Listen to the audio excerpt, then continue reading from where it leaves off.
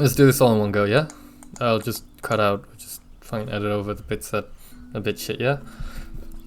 So, I made a anime. Ah, fuck! So, I made an anime power system, kind of. Names. In the world of Adama, there are names. Names are the culmination of one's soul, the directive of which a soul is to operate. The soul, in tandem with this, has a natural. Oh, fucking Jesus Christ. Right. Blah, blah, blah, blah. The soul, in tandem with this, has a natural aptitude and desire to better understand its own name. I was inspired partially by Egyptian mythology and how name is directly tied to one's being and power, but also by the Fae in Celtic and European mythology, how one's true name being known could conjure or even be adverse to the person who knows it. How this would work right is Adama is a continuation of our real world.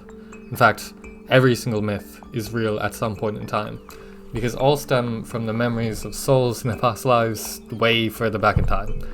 It might sound a little confusing, but I'm basing this off shonen manga tropes, so it damn well should be. So yeah, people with names with lots of thoughts attached to them would therefore have way more power in this new world. Think of names like gods and famous historical or modern people. Imagine how people imagine their name, or what it actually means. Someone with the name Sun Wukong would be incredibly adept and strong, being able to master martial arts with ease, or even be one of the progenitors of an entire new way of warfare. Or, let's take something more common. John, originally a Hebrew name, transliterated and evolved originally from the, bear in mind my pronunciation, Yochanan, meaning God is gracious or merciful. So in a power system like this, it could be like you'd gain the ability to make people more peaceful towards you, or lose the will to fight entirely. Obviously, though, a majority of people don't know this, or even its origin. So imagine being a soul with an ancient name and trying to find out the meaning. You wouldn't be able to, right?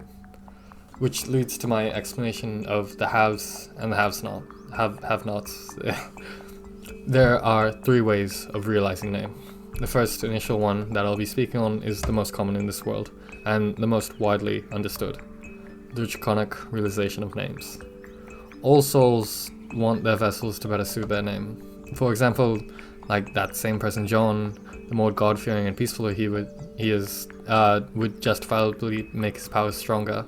Thusly, his soul would change the body to be more suited to his name. Essentially, the more a vessel embodies the name it has, the more it's able to draw the latent power from inside. The epitome of this would be a full realization of a name, an absolute and most perfect state of being. But obviously still, as it's just a normal name, it doesn't matter much because he'd just be a normal guy. But in the cases of individuals with a godly or famous name, their anatomy would change, and they'd be granted like superpowers and stuff. Like again with Sun Wukong. Then following this is the angelic realization of name. This method is the way in which an individual adheres to another name's way of being, tuning themselves to that, and thusly being granted abilities similarly to them. Imagine any gods and their religion. I'm not especially versed on the topic, but I'm just using this for illustrative purposes. The main goal of most religions is to become like the god you worship, or to abide by and follow the rules set out by this religion. This is the main facet of this method, to replace your own being with another.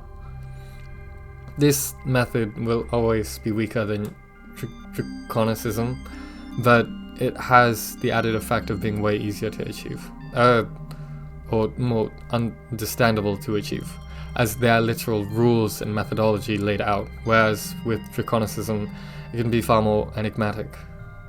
Angelicism can never be fully realized, as is by nature, as it's not the vessel's original name. However, upon the consumption of or merging of beings, the vessel's name can be overridden. Now finally, the demonic realization of name. Now for the total inverse of these things. The demonic realization of name, a situation in which an individual learns their true origin, decides rather than embrace it, they choose to reject it. This this much can mean that the more they embody the inverse of the name, the more the vessel will become corrupted and skewed by it. So again, retaking to the name John, the more less God-fearing and violent he is, the more his body would skew to fit that definition, until he'd reach the pinnacle, the inverse of his very being. So, to give a proper example of all three in the story, I'll use my main character. So, spoiler alerts for the series, that actually hasn't been realized in any meaningful way other than this, I guess. Taco, the Thalassocrat, Demon King, Untaran. His true name, Lilith, the first wife of Adam, the progenitor of sin. Lilith's name in this world means to reject oneself, but how is one to achieve such a feat? Paradox, isn't it? If you are to realize yourself draconically, that is to realize yourself demonically. As to become who you are, you must reinvent yourself anew. Thusly, Lilith, throughout the eons, has recreated herself time and time again. Now, Taco stands at the end of time itself, where everything goes now. To reject himself is to accept himself, to not want to play the part of the opposition for once, become the devil itself. It's a walking contradiction, but I kind of like it. A lot of these ideas are work in progress, and some stuff I can't really get my head around, but that's kind of what I want, a soft and hard magic system at the same time. Anyways, thank you for listening to me ramble. Bye!